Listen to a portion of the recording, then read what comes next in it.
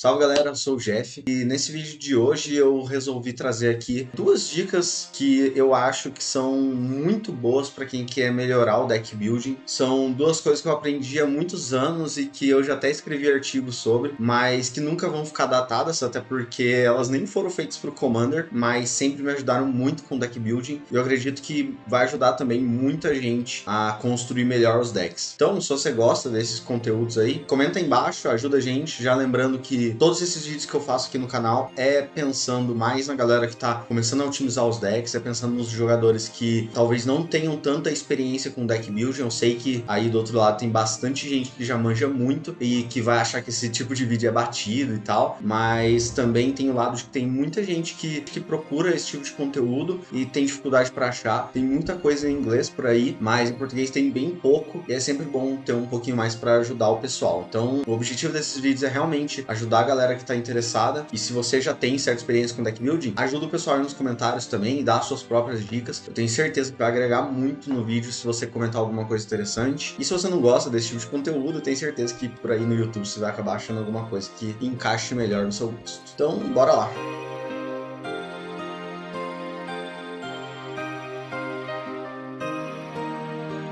Então, para começar esse vídeo, quero deixar claro aqui que eu vou me basear em dois conceitos que eles foram criados aí, citados, num livro chamado The Next Level Deck Building, que é um livro que eu li há bastante tempo atrás. Ele foi escrito por um cara chamado Patrick Chapin, que é um jogador de Magic profissional. Ele ficou bem conhecido durante ali os anos 2000, mas em 2012 ele foi indicado para o Hall da Fama do Magic, né? Ele agora é designer de jogos, se eu não me engano ele é designer de um card game da Dire Wolf, né? Ele sempre foi um jogador exemplar e apesar desse livro ter sido escrito com o propósito dos jogos construídos, né, X1, eu acredito que se você lê ele de uma forma crítica, ele serve para qualquer jogo que exige deck building e também para qualquer formato. E pro Commander tem dois conceitos em especial que eu gosto e vou levar para a vida toda aí, que é o que eu quero trazer para vocês. E esses dois conceitos que eu vou usar aqui como base, um chama conceito de deck building top-down e o outro chama deck building bottom-up. Para quem manja de inglês, eu acho que já ficou bem claro como que funciona, mas começando pelo top-down e adaptando para o Commander, o conceito de top-down é quando você pega um deck e constrói ele baseando no seu comandante, que seria o topo ali da pirâmide, e vai descendo até você terminar na base, que vão ser as cartas que vão dar mais estrutura para que o deck funcione. Geralmente isso acontece em alguns decks onde o comandante ele é peça-chave para sua lista. Isso se estende muito para os níveis mais altos, principalmente quando lançam um comandante com efeito muito único. Um exemplo disso é o finado Nadu. Ele é uma carta por si só muito forte. Ele podia, né, fazer parte de um deck como uma das 99 ou 98 cartas, mas ele tinha um efeito muito bom para ser usado na zona de comando. Consequentemente, os decks eram baseados nele e toda a estrutura era feita com base nele. Vou usar um exemplo que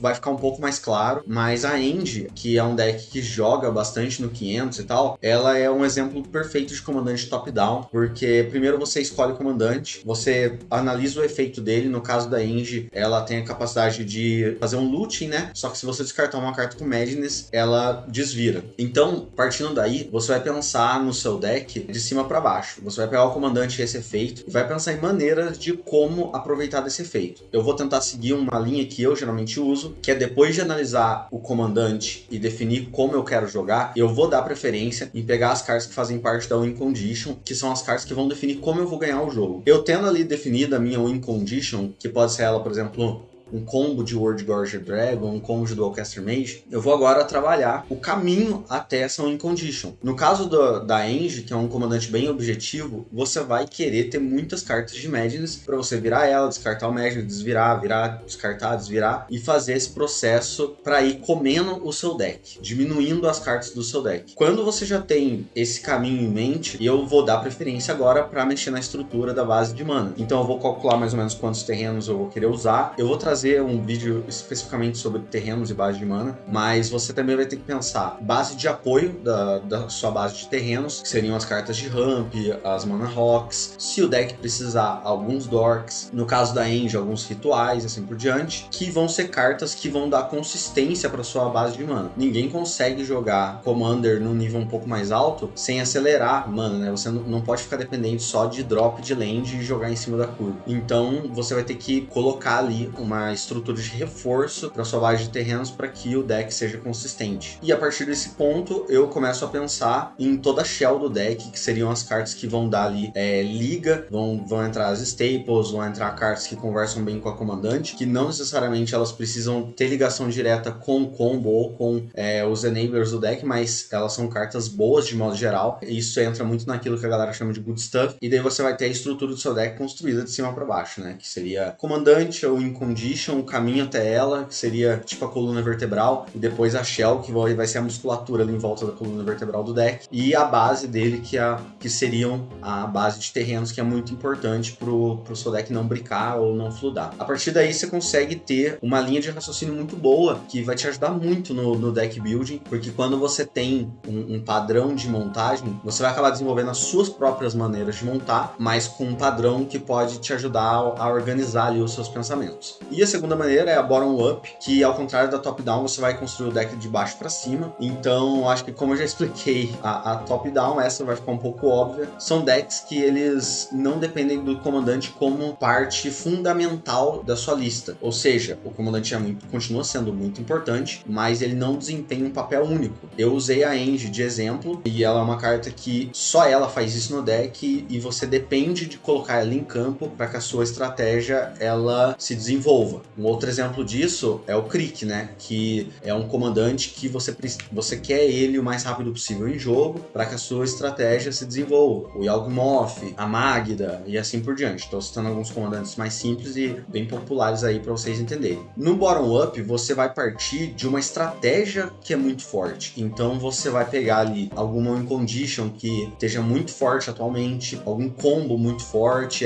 uma estrutura que já seja muito forte. Geralmente você vai partir pensando primeiro nas cores do deck. Quando você monta um deck top-down, você acaba se limitando às cores do comandante que você escolheu. Quando você está montando um de baixo para cima, você pensa nas cores primeiro, você pensa quais cores vão ser favoráveis para aquela estratégia que você está pensando. Então, se você pegar ali, eu vou usar um exemplo bem genérico aqui, que eu acho que tanto a galera do competitivo quanto a galera do casual vai acabar reconhecendo. Por muito tempo, os decks de Traços e Tymna foram decks muito consagrados. Eles geralmente eram decks bottom-up, né? Porque você pegava ali, você escolhia eles porque eles davam 4 cores muito fortes, que no caso seria um deck redless, um deck sem vermelho. Você tinha estratégias muito boas para a época, então vou usar aí o exemplo do deck que o nosso amigo Gus ganhou um dos torneios de Commander 500, que ele usou a estratégia de Sacred. Você usa ali o Sacred Guide para exilar todo o seu deck e ganhar o jogo com Taças Oracle, você usa Eremita Druida e assim por diante. Então esse é um combo muito bom, que tem um finisher muito bom e muito conhecido, que é a Taças Oracle. Você tá em cores muito boas, que permitem que você construa toda a shell de proteções, tutores, etc.,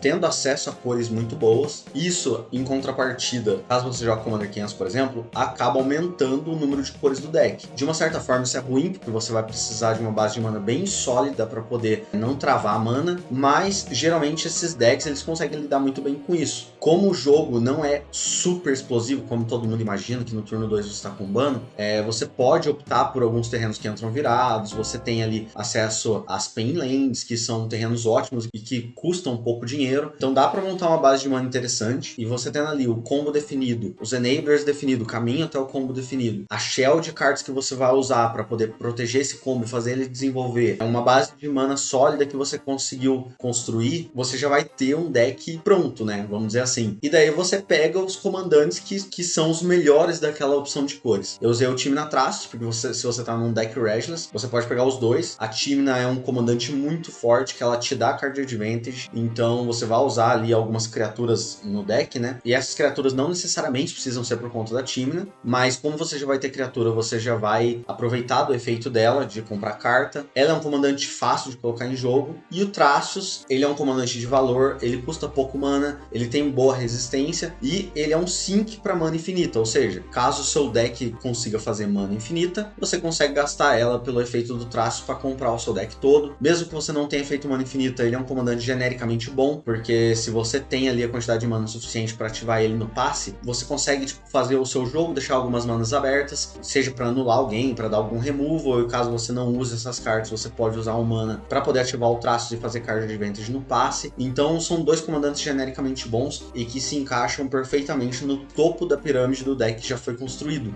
Então, quando você constrói um deck bottom-up, você basicamente está construindo primeiro toda a estrutura, todo o alicerce, para depois você colocar o melhor comandante possível dentro daquela combinação de cores. Só para ilustrar melhor agora no final do vídeo, um deck top-down seria uma Najeela, por exemplo, que é um deck totalmente dependente da Najeela para combar, que depois que você escolher o comandante, você vai montar uma estrutura 5-color em cima dela. Há bastante tempo atrás, muita gente do casual achava que a Najeela ela era muito forte por ser um tribal de guerreiros, mas não, ela é um comandante muito autossuficiente. Você quase não usa guerreiro no deck, você usa mais os guerreiros que ela mesmo vai gerando para poder fazer o snowball. Então é um deck completamente dependente do comandante, com uma estrutura feita se baseando nela e que acaba ficando muito consistente porque a comandante é muito forte. E num deck bottom-up, a gente pode citar aí grande maioria dos decks com partner que acabam optando por escolher os partners porque a maioria deles são genericamente bons, tipo um Silas Rograk da vida aí, que eu acho que apesar de ser mais comum no CDH do que no Commander 500, foi um deck muito emblemático e que muita gente do casual pode lembrar quando eu falo de partners aqui, porque ele é um deck que usava o Rograk para ser enabler de muitas estratégias, para ser food para cartas de sacrifício, ou para habilitar cartas que dependiam do seu comandante na mesa a partir do turno 1, tipo uma Deflecting Swap, por exemplo. E o Silas ele abria duas cores muito importantes na época, principalmente quando o Grixis estava com uma ascensão absurda no formato. Então, acho que deu para entender bem o que seria um conceito de top-down e bottom-up.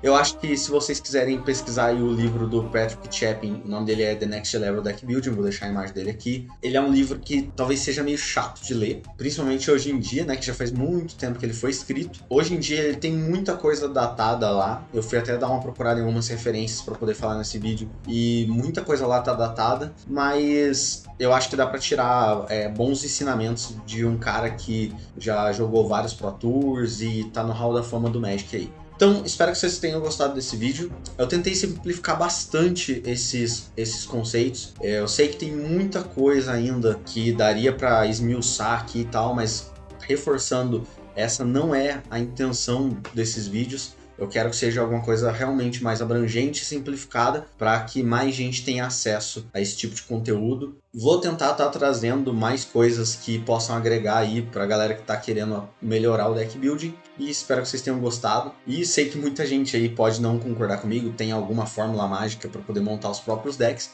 É isso que é importante, né? Se você consegue montar os seus decks bons da sua maneira, nada melhor do que isso, né? Então é isso, galera. Muito obrigado a todo mundo que assistiu até aqui e até o próximo vídeo. Falou!